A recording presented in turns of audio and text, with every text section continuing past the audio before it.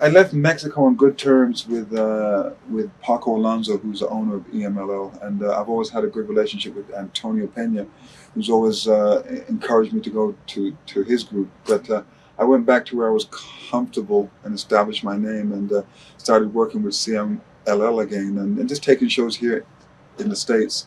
And fortunately enough, two groups have popped up. The group in Orlando XWF and the WWA, and which has enabled me to stay active and stay a bit busy. So basically now, during the week I'm at home, if it's in Miami or Mexico City, and on the weekends I'm working. So Now, how different is Mexico now? Mexico now is horrible, horrible, horrible, horrible. Coupled with the fact that Vampiro has moved, Conan has moved out, Art Barr has passed on, Eddie Guerrero has moved. All the guys that we used to hang out with there and have fun with have all gone. Business is at an all-time low.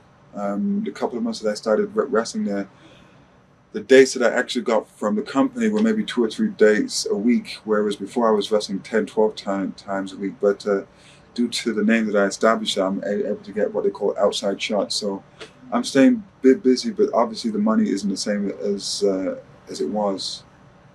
Did you work at your matches? I guess you did the WWA shows. Did you work any differently, or is it basically the same character? Same character. Same character. Same character. Hardcore matches. Worked in Australia. We did a 7-day tour of Australia there, and I wrestled Crowbar Right.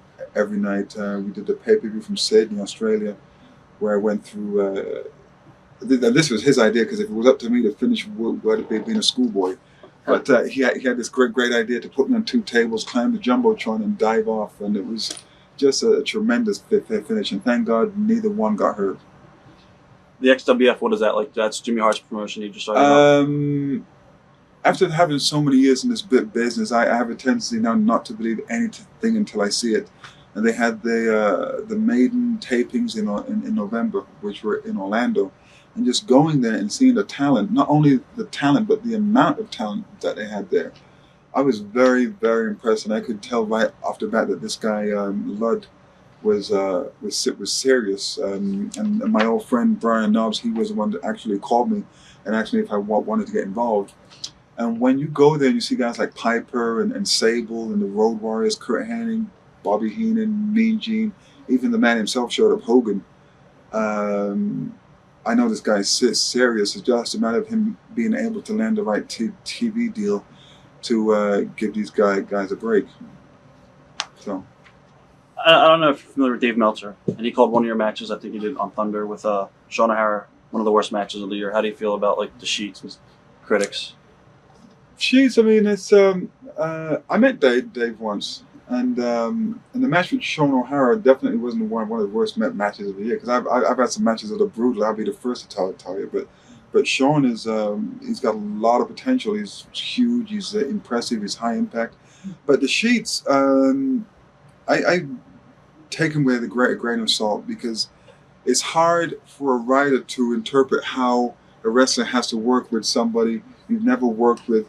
You're in Japan, you're wrestling with a guy who doesn't speak English, you're wrestling, you have the flu, you're wrestling, your back is bad, you're wrestling Rick Steiner, who's going to kick your ass. So, it's easy for them to sit back and watch a tape and say, oh, Norman Smiley did this, or Norman Smiley didn't do that, or Norman Smiley sucks. I mean, he's doing his job, which I'm sure I would have a tough time doing his job, but it's very easy to sit there and criticize unless you've actually done it. And now you see so many guys who want to get involved in wrestling because they see a guy like Goldberg, or they see how cool it is to be The Rock on TV. And once they actually have to get in the ring and do some of the maneuvers and put a match together, they find out how hard it really is. So the dirt sheets don't faze me at all. I mean, I read them from time to time, but Right. they're doing a job. Who, in your opinion, that you have ever worked with or watched over the years, did you think would make it that did not, and who did you think would that did not?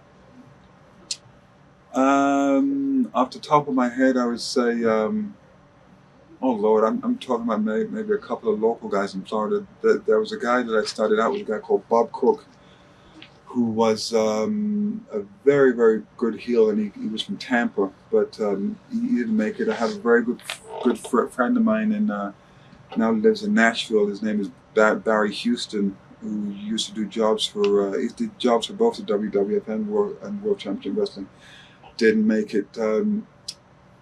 I'm happily surprised that Chris Jericho has done as well as he has. I think it was the last week or the week before last, I saw him in a match where it was him, I think it was Taker, Stone Cold Steve Austin, and The Rock. And it was like, wow, my buddy's up there with the top dogs. Right. So it's just interesting to see how he's made that transition from, I guess he started in Canada and then he went to Mexico. I know he spent some time in Germany. He spent a lot of time in Japan because I actually wrestled him there, and he went back to Smoky Mountain. I mean, he's gone up the ladder and nothing was given to Chris, but so it's nice to know that he's gone through all the politics and all the BS and everything, and he's landed on his feet. What do you consider your best match you've ever had? I would say, my first match in Japan, I wrestled a guy called Yamasaki, which was in '88, the first submission style wrestling. And the actual match may not have been that spectacular or impressive, but when you take the elements that were involved, it was my first time in Japan. Guy spoke no English. I was nervous. I was a nervous wreck going in. It was my first time working that style. I was just so impressed and so proud of that match. I would say my match with Brian Knobbs in Canada. And the reason I say that, once again, until you're actually involved in those matches, you just think it's a matter of just standing in and banging a guy. But once you have to make, the transition from the kitchen to the bathroom to the ring to the locker room to the parking lot, you have X amount of time to do it, and you have to remember all your high spots and the different camera angles. There's just so much more that goes into a match than just actually whacking the guy in the head with a chair. There have been a lot in Mexico, but just too numerous to remember now. All right. In WCW, did the office ever ask you anything that you would have to say no to? Yes. Erie, Pennsylvania. Erie, Pennsylvania.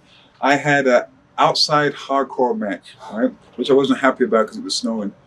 And I had to wrestle Knobbs. In fact, I dropped the title to him there. Kevin Sullivan, for some reason, wanted the finish to be that Brian Knobbs hit me with a car. The match was going to start in the parking lot, and there was a road that went right beside the parking lot and would spill out onto the street, and the cars would be passing by, and we'd put a guy in a car. Knobbs would stop the car, yank the guy out, get inside. As I'm laying, I get up and bam. I was like, I'm not a stuntman. Right. So, right. Even Brian Knobbs, as sick as he is, he said, no, we can't do it. I'll kill him. So Did you have any heat for that or no? No. Watch thousands of exclusive shoot interviews right now on TitleMatchNetwork.com.